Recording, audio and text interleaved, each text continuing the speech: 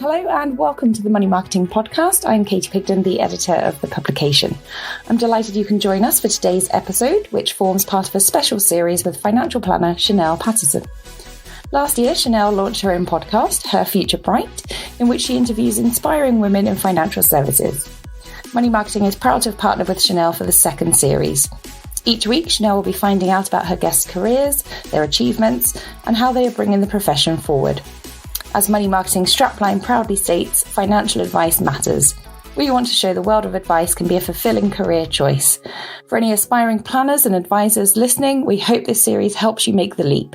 And if you're looking for more information, visit our Financial Advisor to Be resource on the Money Marketing website. Now it's over to you, Chanelle.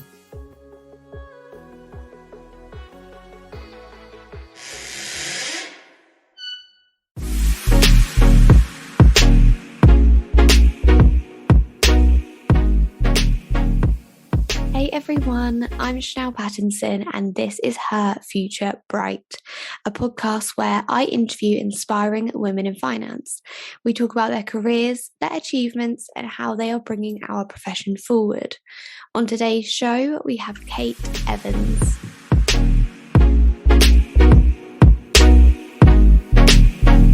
Hi Kate, how are you? I'm good, thanks. How are you? I'm good, thank you. So for anyone who doesn't know Kate, she is a career changer and aspiring financial planner.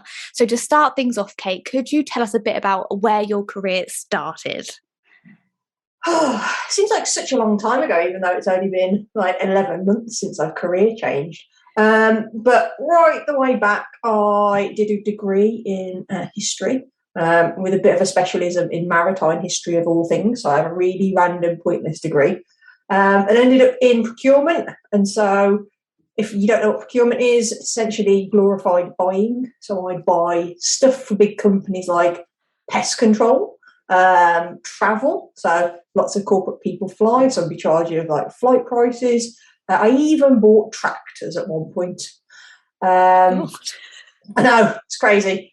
We used to do grounds maintenance contracts for schools and you need a tractor to mow the lawn. Who knew?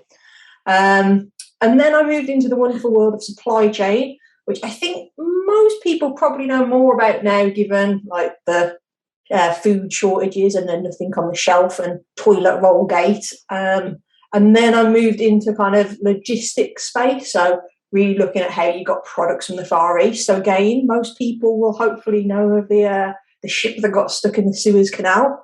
So it used to be my job to see how efficiently we could get those boxes that were on those ships over to distribution centres. So kind of very cost-centric, very process-driven. Interesting. And so tell us a bit more about that point where you're like, right, I don't know if this is for me. I think I need a bit of a change. Tell us about that moment when it was and what happened. It's an interesting one because I was sitting reflecting about this and just went, you know what? I've never been a person that loved what I did. There is not a chance in hell you'd ever get me on a Monday morning throwing my duvet open going, yes, I'm going to work. So I always use the phrase of kind of whenever people ask how was work, and be like, yeah, all right, pays bills. And so it was probably about 5 years ago. I think I got put on a Finding Your Purpose course, which was like the cool thing at the time. It wasn't technical training in the business that I was in. It was like emotional intelligence and IQ or EQ rather than IQ. So I got put on this course and it was the most fascinating thing ever. And so you kind of pulled together like all the things you loved to do, what you really wanted to be doing more of, what you want to be doing less of. And I ended up like coming up with a purpose statement that said something along the lines of, like wanting to help people climb their mountain so they could achieve their goal. And then I kind of looked at what I was doing and like, nah, I don't do any of this. And so my job and what I wanted to do really didn't marry up. So I think I then went to start doing or using that purpose in my job. And so all like the fun stuff, all the things I really enjoyed, like helping develop like the team or helping people kind of get promotions, change roles, work out what they wanted to do. So that kind of that helping that individual person was something that I'd get really excited about. But then doing like the big projects would be a bit more like, oh, you'll have to. And so I kind of think I'd known for a long time that I wasn't doing something that I really enjoyed. So I'd kind of got to the point where I really, really wanted to do something different. But at the same time, the comfort factor of your current job, you know what you're doing, you're getting paid, everything's a bit comfortable. There's that kind of real, I want to go, but everything's good. So what do I do? And so, yeah, I kind of got to that point. And then I think I'd kind of seen that there was a whole, with COVID and with Sainsbury's where I was working, there was lots of talk of a restructuring because I did a strategy type job, given that there was like toilet roll gate and it was more operational focus with needing to get food on shelves. Whenever they were talking about a restructure, it'd probably be like a strategy team that would go, and that happened. So I was a bit like, ooh, I could do something different now. This would be good. So I kind of, it'd been in the making for a few years. And then I just needed that proverbial kick up the backside to do it. So when people say they've been made redundant and it's a terrible thing, I actually think being made redundant was probably the best thing that could have happened to me at the time. Yeah, I think I've heard so many people say that actually in the end they were forced into a position of finding something else. But actually, a few months later, in hindsight, actually that was the best thing to kind of happen.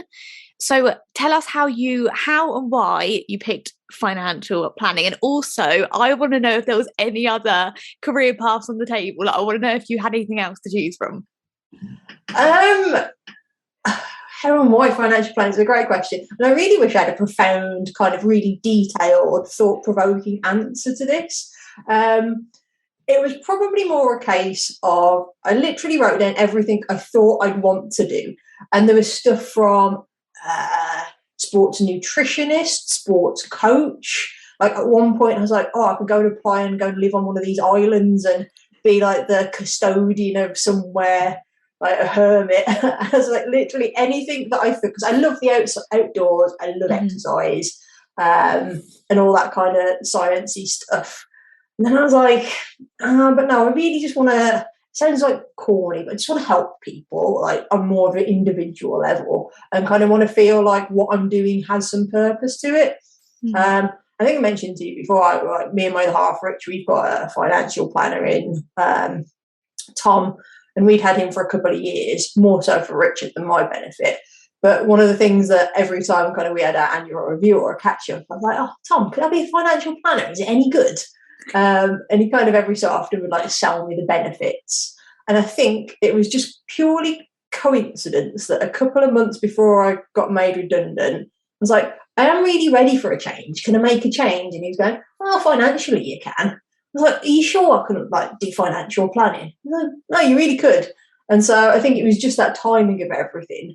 I went, this'll do. I say this'll do, not in the sense that it was just the thing that I was picking at the time and it was like, let's just do that because it's there. I spent so long trying to work out what I wanted to do.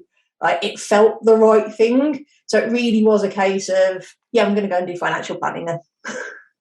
Amazing. I love that. I also love that you've actually like gone to a financial planner and thought, this is like really good. Like I'd quite like to do this. Like that's nice to hear, I think. Yeah, it's like I'm kind of a bit numbersy, so I've got like that kind of cost-centric background. So I like the kind of the structure and the theory and the process behind it. But then you kind of look at all these like small little businesses that are kind of doing great things for people, and it was just like at the moment of me going, I don't know whether I can I afford to do a career change? Do I want to do a career change? It was just that like nice little, you'll be all right. It just felt like that bit of that coaching type role that I was enjoying doing as a manager at the time. And it kind of just all felt like it was the right direction. So I'm going to say it was more feeling than necessarily a process or real, like, I'm going to do this because of this, because of this. It's like, no, it feels like the right thing to do. Yeah, I think sometimes you have to follow your gut, your intuition, and just sometimes I think you do just have to run with it. And so what was the first step you took? So what was the first thing you did? Did you book an exam, think like this is it now, or did you get a job? What was the first step you took? Tom put me in touch with Rohan at NextGen, And so then I had a catch up with Adam, and then literally dislike that word immensely, but I've used it. But must have spoken to every man and his dog on Next Gen. I think spoke to you, didn't I? I caught up with everyone. Everyone would listen to me, give me 30 minutes of their time. Like, is this the right thing? Should I be doing this? Why is this a good career? So it's weird because I've made a choice to do financial planning, and then I'm checking in with everybody just to like reinforce that choice is the right thing. And so I think Adam was probably saying, just take your time. There was no rush. And I'm like, I need a job. Yeah. I'm going out of one. I need to pay the bills. And he's like, no, just make sure it's the right decision for you.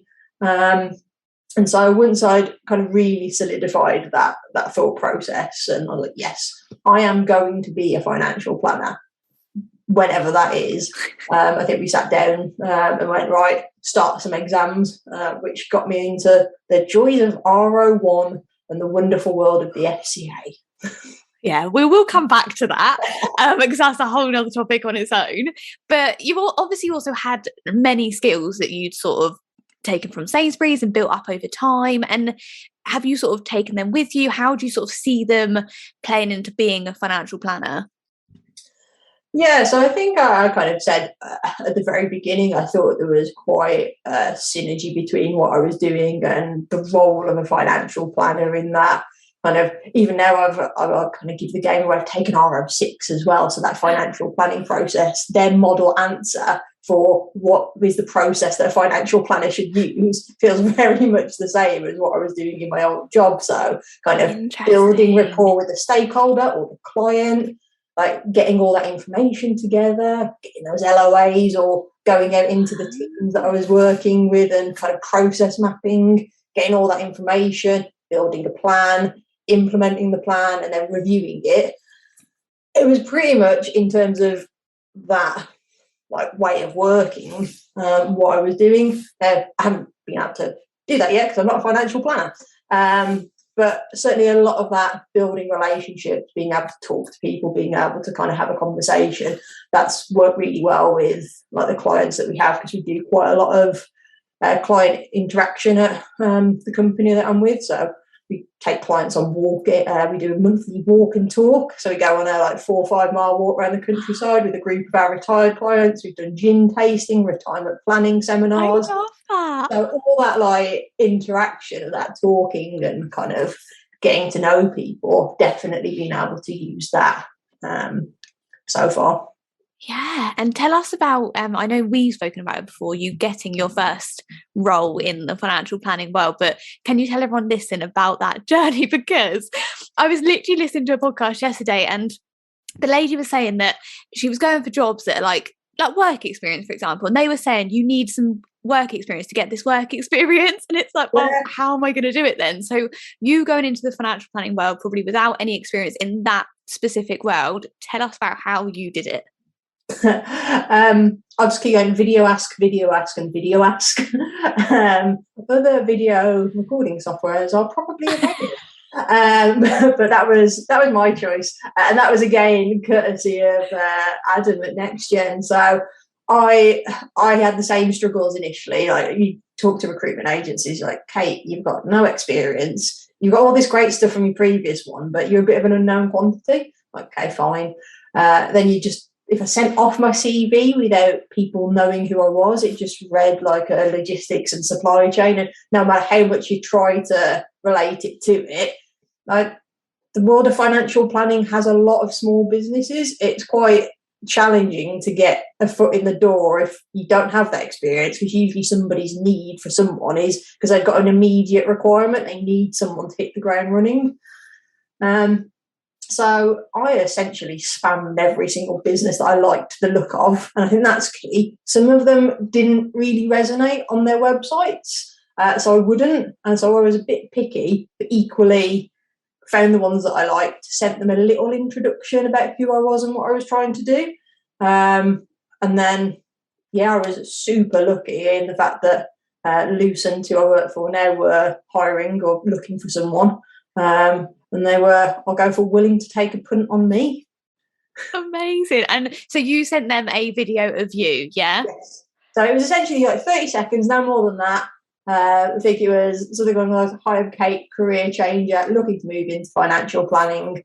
I actually really loved Lucid's website, and they did like little mini building blocks for financial plans. So you could kind of like tailor it to, if you wanted a full financial plan, you could, half financial plan, or a little bit of advice. So it kind of felt like it appealed to lots of people. And then essentially you asked Steve for a coffee. And he obliged. So it was kind of that set that ball rolling. But I got a lot more engagement by sending videos than I did sending CVs. I think it's important because I've never really done, this might be controversial, but like a client-facing salesy type role where you are what you are going to go and deliver. And so I think it really helps for people to see who you are rather than just the kind of written stuff on a piece of paper that you don't really get across your personality or who you are or what's motivating you on a CV that's a couple of pages long. That's just a list of stuff you've done, and you could essentially be anyone. Yeah, I think you can, within like the first 5 seconds of watching a video of someone, I think you can instantly gauge who they are and what they're about, and like if they're warm, like all those sorts of things. I think you can just tell immediately. I'd love to receive a video CV. I'm not hiring, just in case anyone's wondering, but if I ever do, I'd love to receive that. I think, and you know what, it also probably saves them a lot of time interviewing and stuff. Because I think also if it's not quite the right fit, you tell that straight away rather than thinking, tick, tick, tick, they've got everything we need. But then they come in, it's like, this isn't quite right. Like you probably knocked that out in the first round with the video. Yeah, and I think for me, it was I never went and sent those videos in the hope of getting a job. Don't get me wrong, if it was if it happened, that would have been brilliant. This was more, how can I get myself out there so people know that if they do want a trainee or they are open to somebody that doesn't have any experience, they remember me. So it might not have been, I was fortunate that it happened in like weeks, month, or a few months. But if it had been 6 months and somebody going, oh, remember, like we're after that a trainee or somebody with no experience. Remember that was it Kate who sent that video ask? You should get in touch with her. It was just more to kind of plant seeds more than anything else. Because I think as lots of people have discovered, getting into financial planning from other careers, whilst everybody talks about wanting to get more people into the industry, it sometimes feels nigh on impossible.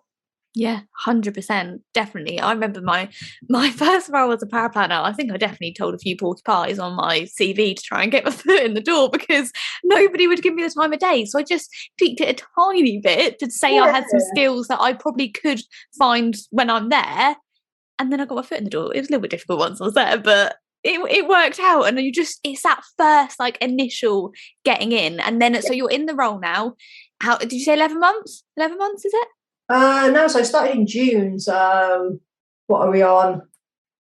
8 months, nearly 9 months. And tell us all about how it's going, how it started, what you're doing, your trajectory. Tell us all about it. Yeah, so it's been a bit of a whirlwind.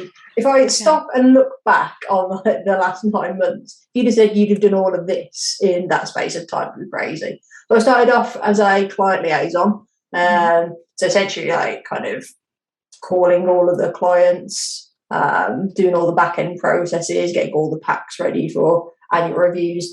And that was a brilliant insight into kind of how that client facing business works, how the systems are like, and it kind of gave me a nice, I'm going to go ease into the world of financial planning. Don't get me wrong, it wasn't straightforward. And I think, is it the 4-box grid where you're like consciously competent, unconsciously incompetent?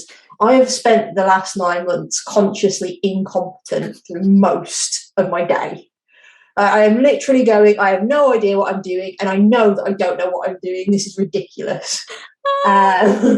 So that was kind of, so just as I got into like the vaguely consciously competent stage of that, they went, hey, you're going to go and be a paraplanner now. I'm like, oh, bloody neck. So I've been doing paraplanning since September. And that in itself is like just fascinating. because I don't have, admittedly, the best attention span in the world, and attention to detail isn't quite my forte. So that really has been quite a challenge to get my head into the right space to be able to make sure these reports are A, compliant, and B, client friendly. Yeah, I can completely relate to you on that. I think, do you know, the funny thing is, I don't know about you, but I think I thought I had the skill of attention to detail, but I actually never questioned that I had bad attention to detail. As far as I was concerned, my attention to detail was great until I started doing, as you said, reports, stuff like that. And suddenly everyone kept saying, Chanelle, like you missed a few numbers there, you've done this, that and the other. I was thinking, I thought it was perfect last time I looked, so I'm not sure what you're talking about. Yeah, I feel like I'm constantly saying, but I did check it, honest. And like, I have checked it, but what I've discovered is my attention to detail is really good at picking out things that aren't right the second time around, not actually doing it the first time around. So I can be like, oh no, that needs changing. But when it comes to me actually doing it, it's been thrown into the deep end and have had to very quickly improve my attention to detail and attention span. Which I know is a tough thing. I feel you there. So being in those two previous roles, how have you found they've sort of, I don't know, prepared you for at some point becoming a financial planner? Because I did the same. I did admin role, I did power planning, and I personally felt like now it's made me a better financial planner. I know you're not in that role yet, but do you feel like it is building you up to be, like, could you have imagined just starting as a financial planner? Like, could you imagine just doing that? Yes, in the sense that I could have just probably gone and had a chinwag with somebody quite happily and probably done a fact find. If they'd have asked me anything financial planner related, I'd be like, yeah, nah, soz. And if they wanted a plan, no, not a chance. So the actual, like, interpersonal skills, like, yeah, that. But so I think it's been invaluable. So I know that a lot of people have said that there's certain skill sets that are power planners, certain skill sets that are financial planning. If I look back on my old career, I did exactly the same. You started off like raising orders, which was kind of that client liaison type job. Then you moved up to different ones, and you kind of got an understanding of how it all interacts and the processes that sit behind it. And I've really enjoyed the power planning side of things because it's actually like an insight into a financial planner's brain. So once I got over how do I do this? Like building the report, writing it, getting the file already. I can take the time and sit there and go, right, who is this client? Why has the advisor, Steve, suggested this? And so like these nice little case studies of seeing how that works. So I've kind of taken it as an opportunity to go, here are all the case studies of all the types of typical clients that you're going to see. What do you do with them? So I'm definitely enjoying it. As I said, it's not my skill set, but I think it's a great learning opportunity. And I think it has helped in that natural progression. Yeah, no, I was exactly the same. I knew that it wasn't the position I wanted to be in forever because I knew there was people who had better attention to detail than me and didn't want to sit in front of the client. Like that was the main differentiator I found. Like, I had friends that I worked with who were power planners and they were like, do not sit me in front of a client. I couldn't think of anything worse. I don't want to make small talk. Don't care about their dogs. Don't care about their kids. Don't want to do it. Whereas I wanted to know the dog, the breed, how long they'd had it, how many kids they had, what they had for breakfast. And I wanted to talk to them for ages. So I think... they get photos out of their pets and be like, I've got this cat. And they go, oh, look at my dog. Exactly. So I think, that is the differentiator. So let's now talk about your exams. So I think last time we probably spoke, I think you'd just done RO1. So you're obviously quite a lot further down that path now. So how has it been? Which exams have you done? Has it been I have one more to take. So I have passed RO1, 2, 4 and 5. I took RO6 last Tuesday, so I get that back in March, and I am currently midway through an RO3 textbook. It was a bit of a dry one, that one. RO3. If I could do anything again, it would be not leave RO3 till last. Yes, I actually did exactly the same thing and regretted it also. I also left about a year and a half gap between doing RO3 and all my other exams for some absolutely stupid reasons. So I was basically traumatized when I came back to the book. However, I'm sure you're going to do very well because you've ploughed through the other ones. And what was it like? Because it must have been a while since you've done sort of an exam, and also you probably hadn't done an exam in this sort of industry. So what was it like? I'm not bigging myself up, but I'm all right at exams. I went to a school like back in the day that was really good at getting you to pass them, and I think that is a skill that has not yet left me. And so I'm probably a bit like too study focused. So I like happily spend an hour a day, like, and I have done since starting. Not just to get them out of the way, but I needed that once I get into this, like, you must know with revision, once you get into it, just keep on going. Otherwise, probably much like you, I'll be like, I don't need to study for a bit. I'm not going to, and it'll spend like a year years later back into it.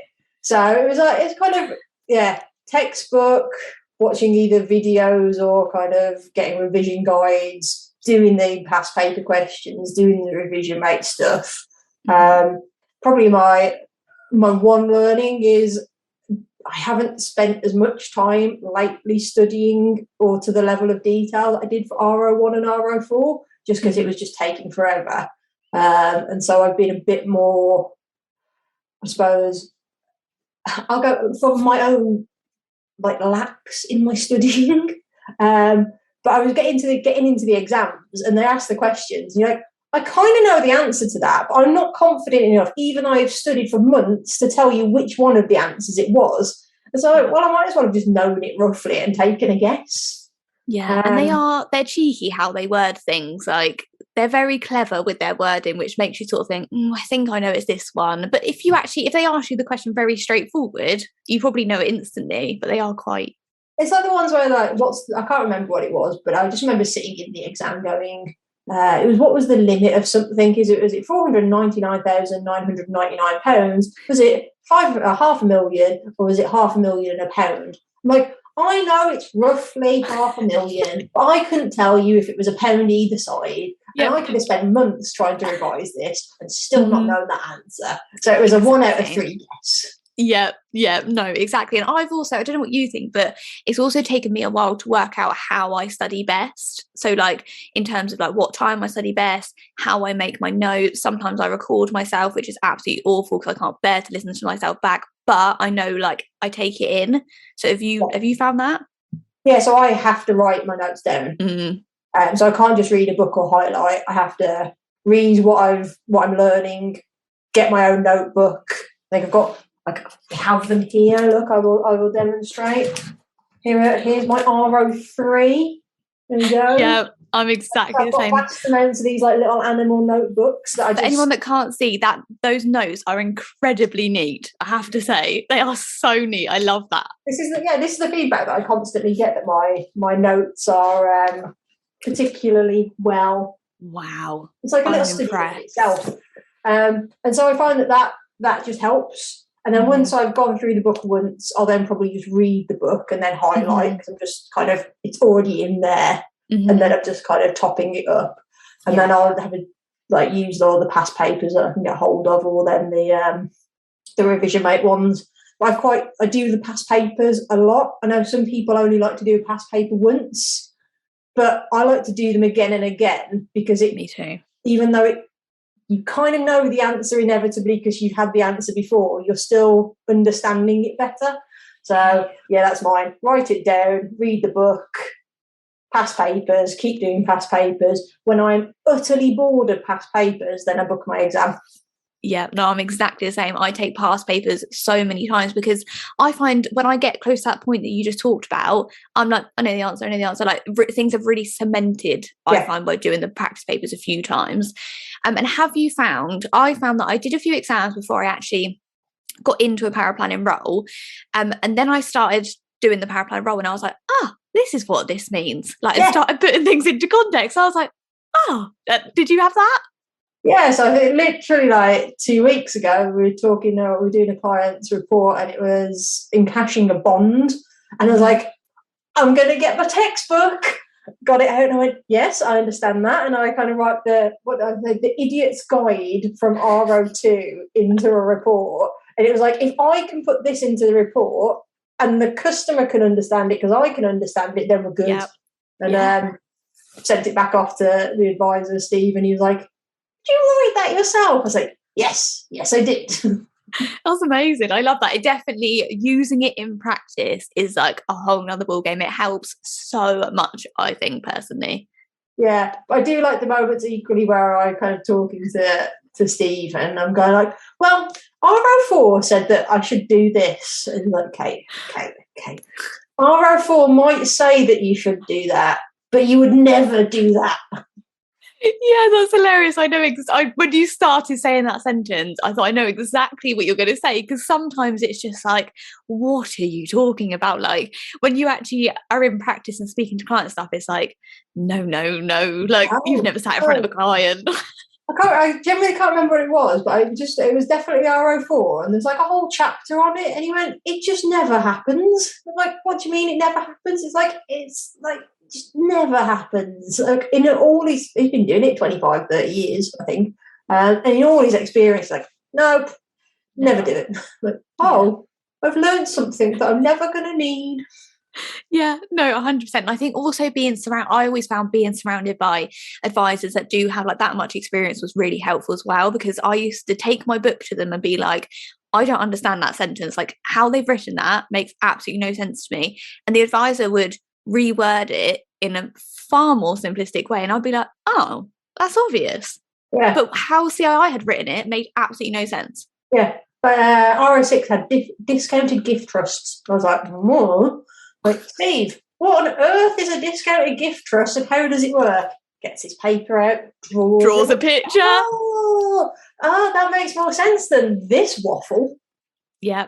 But I have to say, Steve's pretty good because we have what I've affectionately called FAT Club, which is Financial Advisor Training Club. And so once a week, he gets a case study out. And we kind of have to do like a little role play where one of us is the client and the other's the advisor. So you have to do the fact find, and then post that fact find, we get to then try and work out what we do for that client. I love that idea. It's brilliant. So I've kind of just had all of this like thought and financial training, like from a practical sense, thrown at me with the advice of, Kate, you sound like a form. Stop asking questions like they're filling in tick boxes. Like, okay, Steve, but you said that I needed to work out how much their mortgage was, what the repayment was, and I couldn't think of a nice way to get around to, tell me your repayment term on your mortgage, please. Oh, that is so funny. And I've got to admit, that is one of the hardest bits, is trying to go through a fact find and not sound like, so what is your date of birth? Because it is really difficult. Yes. Oh, you've got a house. Well, that's nice. Tell me about your house. That's really nice that your house is lovely. Now, how much is it worth? What's the mortgage on it? How much is left? And what's your interest rate? Thanks. Yeah, literally. Exactly. Oh, amazing. So, okay, if someone was going to change career tomorrow, what bit of advice would you give them? Just do it. Not to coin Nike or anything, but it's easier said than done. But in hindsight, I would have absolutely wanted to have done this far sooner. But then I suppose I wouldn't have the worldly experience that I have now, or everything to reflect back on. But I think for me, it was really easy just to stay in the comfort zone. So I think the hardest thing to do is what people keep telling me, that I'm brave, but you're not brave. It was just the logical step to do, is just to make that change, like work out what it is that you want to be doing. Is it affordable? What's it going to look like? I do the financial planning side of things, and then just go for it. Like, you really won't regret it. Yeah, no, I love that. And I've had a lot of conversations with people recently that sort of say, like don't rush it, but don't drag it out at the same time. Like with anything, whether that's like a career move or setting up a company or anything like that, like just go with it. Once you've got your idea and you've got at least something in place and you've got a good idea it's going to work, just take that jump and do it. Because if you just wait and you keep longing it out, you're probably going to end up with the same thing in the same situation in 12 months' time anyway. As I say, doing nothing is the equivalent to insanity. Doing something, doing nothing, or doing the same thing and expecting a different result. Yes. And it's the same with that, like, oh, I want to do something, you don't do it, and then you get fed up that you're still doing the same thing. It's like this perpetuating cycle, isn't it? So no, I completely agree with you on that one. I think just taking that jump, which is scary, but I think most people I've spoken to have said they look back and think, actually, that was a great idea. I think also it's all about like the gut and intuition, like you said. I think sometimes you just know, and that's literally like the only sentence you can say is like, I just know.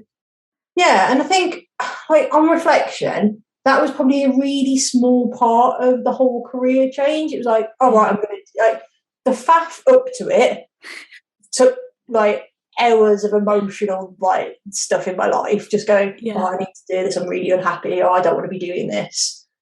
I'm going to do it. It was like 2 days and I'd committed, and then it was like, oh, next. Yeah, so, and you're off. Jump's not too bad. Then I think, like, I'd go for the one learning for me in all of this is just reflect, because I'm really bad at looking back on what I've achieved. And like, I hadn't done it in ages, and then you were like, Kate, look, all like, do you want to talk on the podcast again? Like, oh yeah, I need to. What have I done? What have I, since I was like, I'm lasting, like, heck, I've done a lot. Yeah, and I think it's, you get into that cycle, or I certainly do, going, oh, I'm not doing very well. I'm not very good at this. Not achieving what I'm used to achieving, because you've got this benchmark of another career. Yeah. But then you go, yeah, but actually, I've done a lot. I'm learning a lot. It's not like I go to work and I just sit there going, oh, this is easy. Every day is like quite literally a school day. I am continuously incompetent or feeling incompetent at what I do. But every day I'm getting better. Yeah. And so it's kind of that, I suppose, enjoy the process. Don't be so hard on yourself, and kind of keep looking back at what you've done, because that's way further along than like where you want to get to, what you've achieved to date. So I think that's probably one that I have to take my own advice on regularly and remember to do it. Otherwise I get into this, I'm just not doing very well.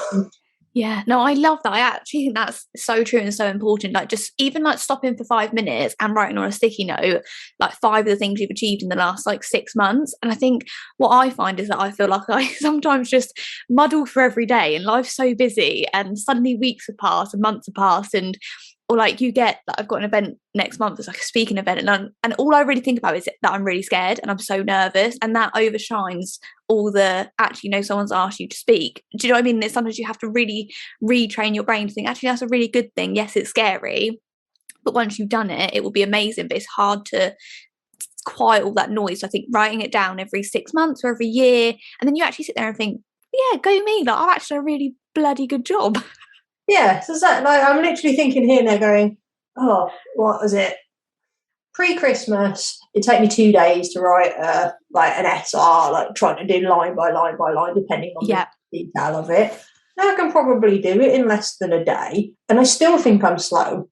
So I was like, my benchmark doesn't change, but my head goes, you're still not doing it as quickly as you should be. But you're like, whoa, chill out. If I was looking at this from a sporting perspective, which I said to you, I love sport, cycling, running, I'll be going, I've knocked minutes off my personal best really well, but like, it comes to work, like, I'm just not good enough.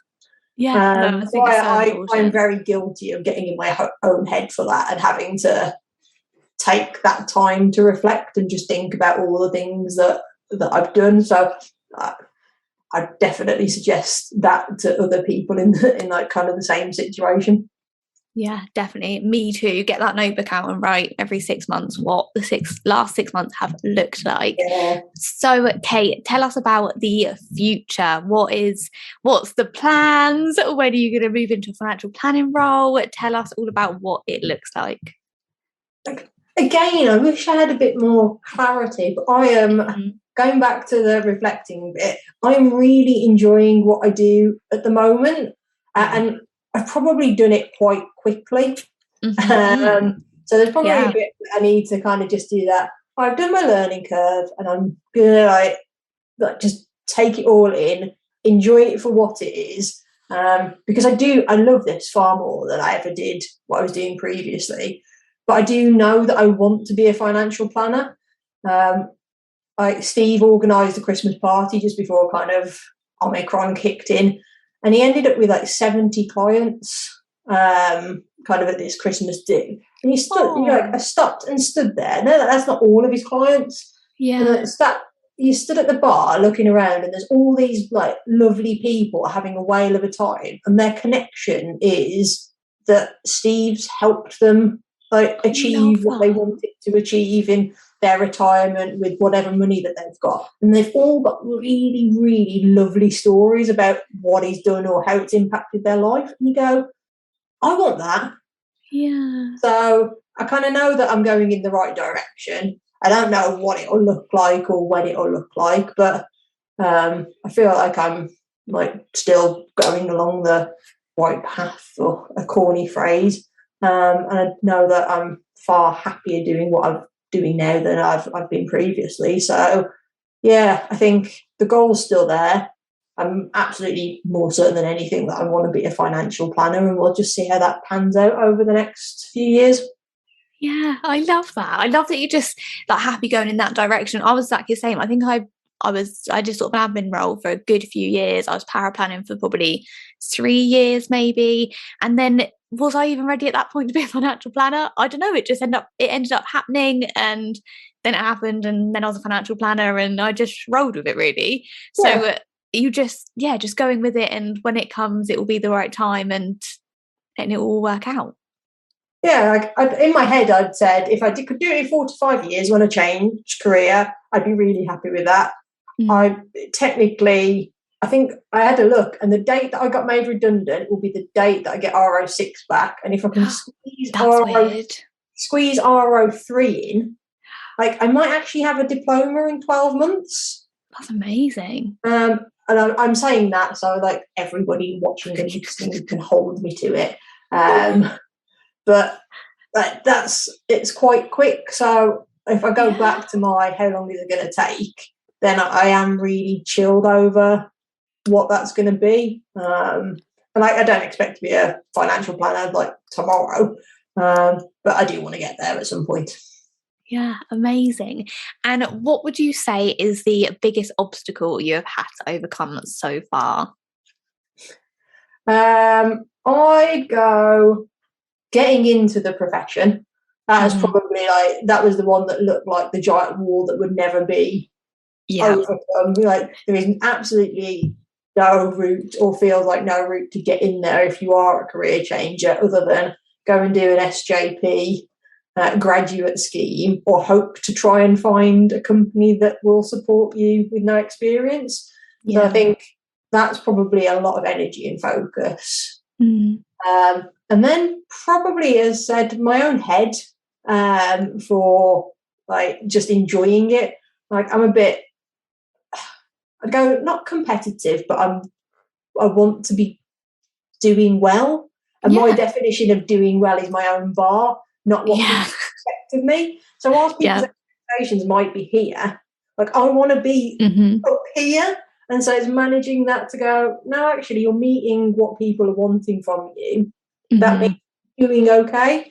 I think it's like constantly telling myself that. So actually, like the whole change into financial planning, like the power planning, the client liaison, meeting the clients, that whole process, I absolutely love it. My biggest obstacle is my own head. Yeah, you're not the only person who said that. I've had a few guests on the podcast who have said the exact same thing, which is interesting. And what would you say is your biggest achievement? I'm going to go for my newfound attention to detail that I didn't think I had for report writing. I say that with a smile on my face, because we were saying, weren't we, about our inability to concentrate and focus. But no, I think in all seriousness, kind of sticking to the learning and sticking to the studying. Like it is really hard to like. It feels like for me sometimes I go to work, I do 8 hours of what is education, because everything's new, having to said to you, write everything down, double check everything, work my way through what I need to be doing. That's like a good mental a stretch of work and focus, and then sit back down with a joyous RO textbook and to do that. So I'm pretty chuffed with like learning a new job and studying. So I think I'm happy with that.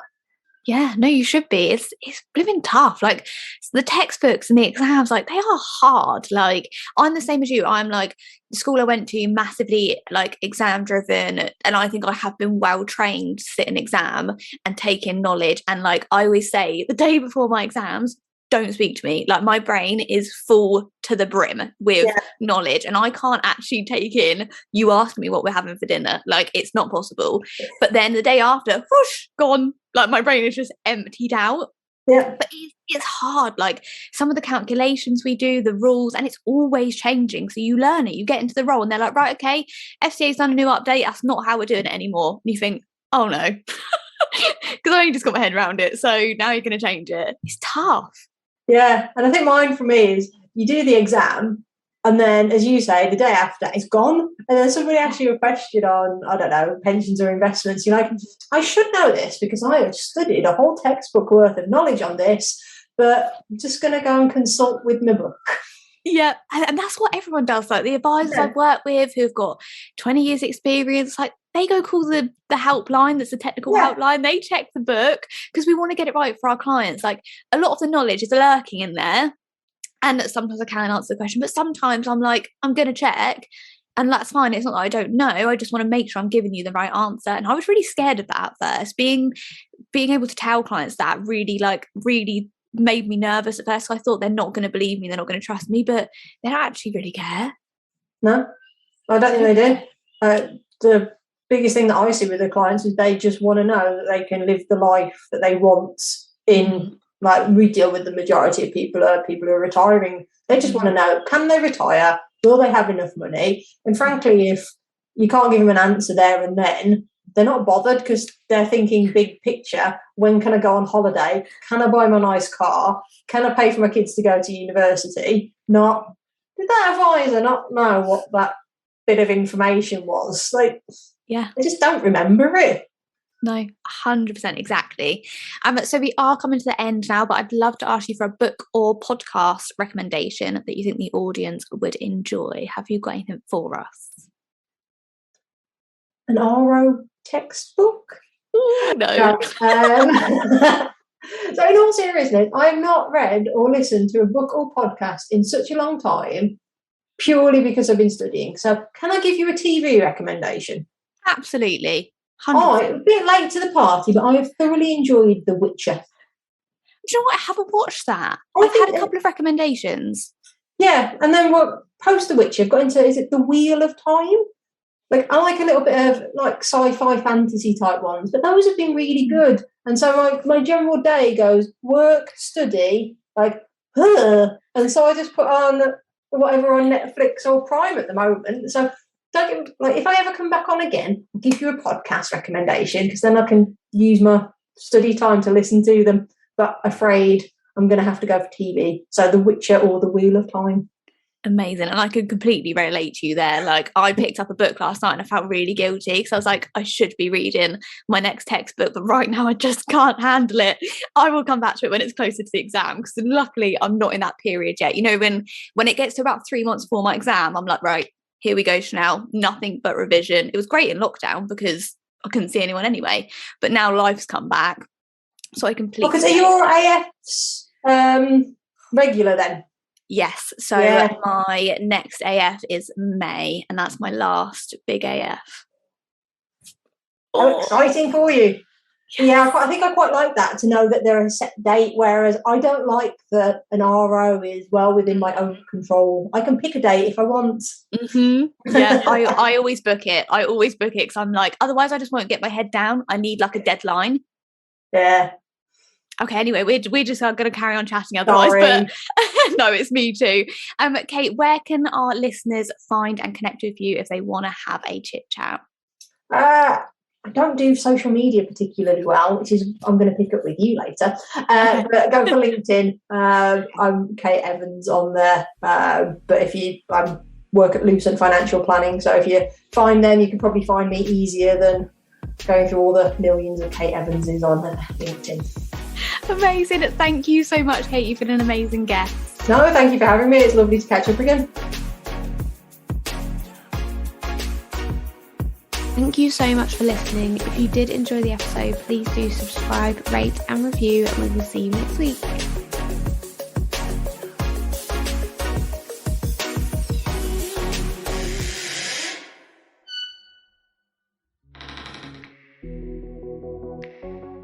Thanks, Chanelle. To catch all episodes in the Her Future Bright series, make sure you subscribe to the Money Marketing Podcast.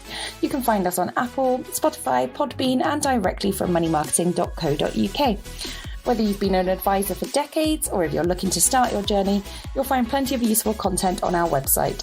To ensure you never miss out, sign up to our newsletters, register for our magazine, and give us a like or follow on Twitter and LinkedIn.